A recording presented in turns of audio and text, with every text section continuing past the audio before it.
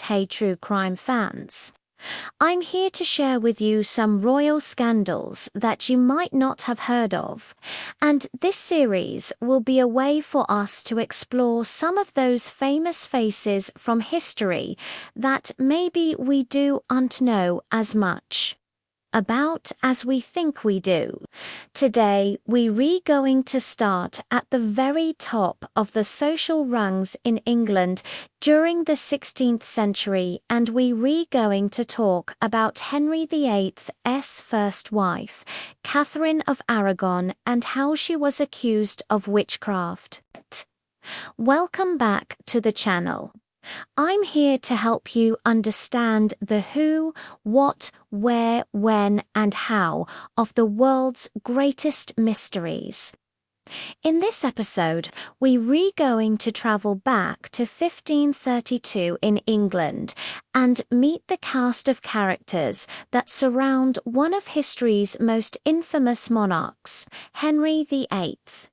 We'll see if Catherine of Aragon really dabbled in dark arts, or if she was an innocent victim of her husband's paranoia. The year is 1532 and King Henry VIII of England is having an issue. His wife of 24 years, Catherine of Aragon, hasn't produced a male heir. The couple had married in 1509 when Henry was just 17 years old, and his new bride was 19. Their first child together, a daughter named Mary, was born in 1516, followed by another daughter in 1518, a girl they named Elizabeth. Henry wanted a son, a male heir to take the throne after him, so that the Tudor dynasty would continue. He believed that it was Catherine's fault that he didn't have a son and started looking for a new wife. Henry had met a young woman named Anne Boleyn and was infatuated with her. In order to marry Anne, however, he would need to annul his marriage to Catherine. The problem was that the Catholic Church wouldn't grant him an annulment because Catherine was the aunt of Holy Roman Emperor Charles V, and he wasn't keen on upsetting the Church or starting a war with the HRE. In 1529, Catherine's star began to rise in the court. She had successfully played the role of the long-suffering wife, which was popular in the Tudor court. Despite the fact that Henry was often cruel and abusive towards her, she never struck back and kept herself above reproach.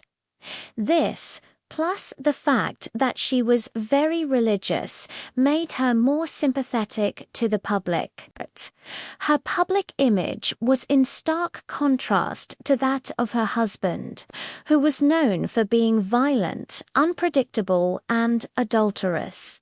But Henry still refused to give her an annulment. Enter Dr. John Hamilton. Dr. Hamilton had been a physician to the royal household since 1523. His career at court seemed to be on an upswing. But then things took a turn. After treating the king for an illness, he was accused of cursing the king and was put into prison without charge. Once there, he wrote a letter to the king explaining that he hadn't cursed the king, but that he had used magic to cure his illness. He said that Catherine of Aragon was behind his imprisonment and had ordered him to be killed. He claimed that he overheard two men talking about how they were going to murder the doctor, and both men were in the king's close counsel. Dr. Hamilton knew he was in danger, so he wrote the letter to Henry. In the letter, Dr. Hamilton claimed that Catherine was a witch who used magic and sorcery and had taken an oath to destroy the king. He said that she had tried to kill him because he cured the king using magic instead of letting the queen's remedies take effect. According to the doctor, Catherine was a member of a secret cult that performed human sacrifices. He claimed that he saw black masses being held in a house near the river, where people would bow to a statue of the devil. There was a tub filled with blood in the middle of the room, and a priest would sprinkle holy water over the crowd, saying, "Beware the blood of Christ, you evil spirits. Depart." Then Catherine would jump into the tub and wash herself in the blood. Afterwards, everyone present would drink some of the blood. Dr. Hamilton ended his letter by telling the king that he should beware of the queen, because she would kill him unless he took action against her. As soon as Henry read this letter, he went to Catherine and grilled her about what was written. When she denied the accusations, he had her arrested and sent her to Kimsey Abbey, which was supposed to be a punishment for nuns who broke their vows. It was basically a prison for them. Catherine remained there for 2 months until she was moved to another abbey called Hever in Kent. Meanwhile, a jury of monks and friars investigated the claims made by Dr. Hamilton. They found no evidence of any wrongdoing on Catherine's part and believed that she had been falsely accused.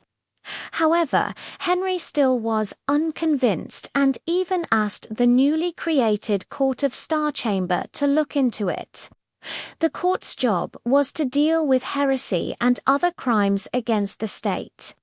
The judge, Stephen Gardner, decided that the case was too big for him to handle alone and sent it to a panel of 3 justices to examine the evidence.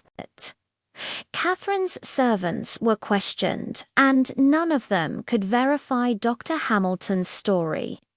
Even Anne Boleyn, who was now the Princess of Wales after giving birth to Henry's son Edward, couldn't support his claims. The princess told the court that she had never seen Catherine perform any kind of witchcraft, and that she believed the Queen was being framed. But Henry was still suspicious of Catherine and kept her under close watch. He also ordered her physicians to make sure that she didn't poison him. But Catherine's health was failing. She had suffered from health issues throughout their marriage, but they became more serious as time went on.